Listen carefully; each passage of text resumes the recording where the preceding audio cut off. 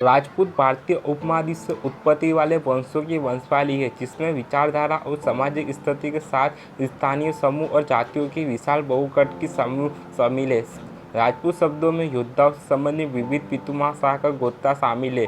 विभिन्न गोत्र स्वयं के राजपूत होने का दावा करती है, यद्यपि सभी को सार्वजनिक रूप से स्वीकृत नहीं किया जाता है। मूल शब्द राजपूत पहली बार कई प्राचीन ग्रंथों वेदों में दिखाई देता है, जिसमें राजाशाही अधिकारियों और असुरों के लिए शाही पदनाम है। हर्षवर्धन के उपरांत भारत में एक ही शक्तिशाली वंश पैदा हुआ था, जिसने पूरे भारत पर राज किया। वह वंश है गुर्जर प्रतिहार राजा वंश के समाप्त होने के बाद इस युग में भारत अनेक छोटे बड़े राज्यों में विभाजित हो गया, जो आपस में लड़ते रहते थे। इनके राजा राजपूत कहलाते थे तथा 7वीं-12वीं शताब्दी के इस युग को राजपूत युग कहा गया है। 11वीं सदी में राजपूत शब्दों को सही अधिकारी के लिए गैर-वंशानुगत उपपदनाम के रूप में से सम्मान्य आया। धीरे धीरे राजपूत शब्द विभिन्न संजातियों और भौगोलिक पृष्ठभूमि वाले लोगों का सामाजिक समूह बन गया। 16वीं और 17वीं सदी में यह समूह बड़े स्तर पर वंशानुगत हो गया, यद्यपि राजपूत होने के नए दावे बाद की सदियों में भी जारी रहे। विभिन्न राजपूत शासकीय राज्यों ने 20वीं सदी तक उत्तर और मध्य प्रदेश के विभिन्न क्षेत्रों में महत्वपूर्ण भूमिका निभाई। राजपूत जनसंख्या और पूर्व राजपूत राज्य उत्तर पश्चिमी, मध्य और पूर्वी भारत के साथ दक्षिणी और पूर्वी पाकिस्तान में पाए जाते हैं। इन क्षेत्रों में राजस्थान, हरियाणा, गुजरात, पूर्वी पंजाब, पश्चिम पंजाब, उत्तर प्रदेश, हिमाचल प्रदेश, जम्मू, उत्तराखंड, बिहार, मध्य प्रदेश और सिंध, महाराष्ट्र, मध्य प्रदेश, छत्तीसगढ़ शामिल है। हर्षवर्धन ने उपरांत भारत में कोई भी ऐसा शक्तिशाली राजा नहीं हुआ जिसने भारत के बहुत भाग पर एक छात्र राज्य किया हो। इस युग में भारत अनेक छोटे बड़े राज्यों में विभाजित हो गया है, आपस में लड़ते रहते थे। इनके राजा राजपूत कहलाते थे तथा 7वीं से 12वीं शताब्दी के इस युग को राजपूत युग कहा गया है। राजपूतों की उत्पत्ति के संवर्धन में इतिहास में कई मत प्रचलित है। इसे मानने वाले राजपूतों की उत्पत्ति अग्निकुंड से उत्पत्ति बताते हैं। यह अनुमिति पृथ्वी राजवंशों के वर्णन पर आधारित है। चंद्राबाई लिखते हैं कि परशुराम द्वारा क्षत्रियों को संपूर्ण विनाश के बाद ब्राह्मणों ने आबू पर्वत पर यज्ञ किया। वह यज्ञ की अग्नि से चौहान, परमार, गुज्जर प्रतिहार व सोलंकी राजपूत वंश उत्पन्न हुआ।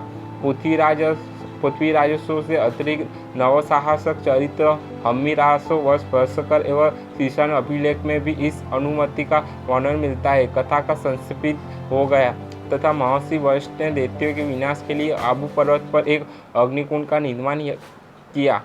इस यज्ञ की अग्नि से 4 योद्धाओं परिहार, परमार, चौहान एवं चालुक्य की उत्पत्ति हुई। भारत में अन्य राजपूत वंश इन्हीं की संतान है।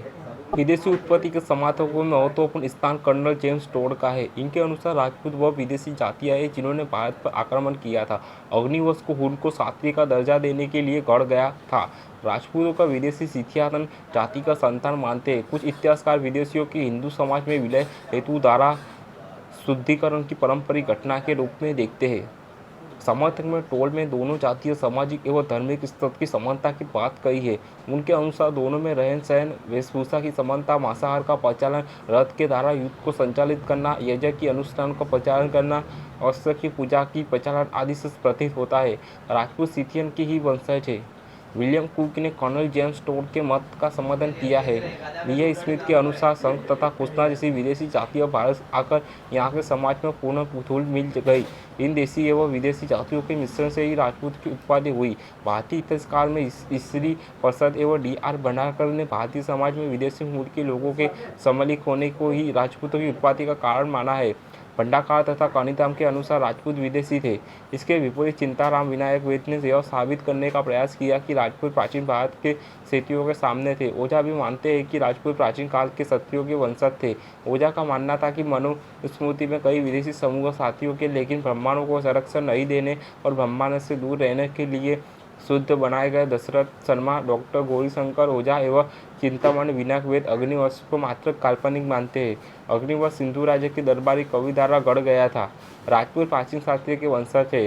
राजपूत बिना किसी हिचकिचाहट के पारंपरिक वंशावली को अपनी विरासत के हिस्से के रूप में स्वीकार करते हैं और जो उनके समूह द्वारा उन्हें औपचारिक अवसरों मिलाती है। स्थानीय उत्पत्ति के समर्थक रजतरागिनी का उदाहरण भी देते हैं, जिसमें 36 क्षत्रिय कुल का वर्णन मिलता है।